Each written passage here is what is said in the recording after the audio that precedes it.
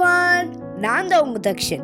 இந்தியாவில் அதுலேயும் குறிப்பாக தமிழ்நாட்டில் வாழை இலையில் சாப்பிட்றது நமது பாரம்பரியம்.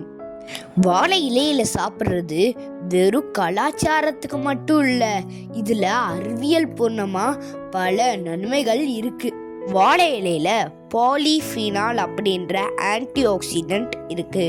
மெழுகு மாதிரி அந்த கோட்டிங் வாழை இலை மேல இருக்கு. நம்ம சூடான சாப்பாடை வாழை இலையில போட்டு சாப்பிடும் போது அந்த மெழுகு உருகி நம்ம சாப்பாட்டோட சுவையையும் மணத்தையும் கூட்டுது. இந்த ஆன்டி ஆக்சிடென்ட் நம்மளோட பசியை தூண்டி டைஜஷனுக்கு ஹெல்ப் பண்ணுது. வாழை இலை நோய் எதிர்ப்பு சக்தியை அதிகப்படுத்துது, அல்சர் வராம தடுக்குது.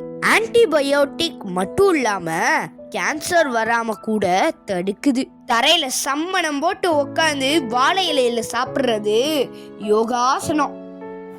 இதனால நம்ம பேக் போன் வலிமையாகி டைஜஷன் நல்லா நடக்குது. ஏதாவது விசேஷ விருந்தனா மட்டும் வாழை இலையில சாப்பிடாம முடிஞ்ச வரைக்கும் டெய்லி வாழை இலையில சாப்பிடுங்க.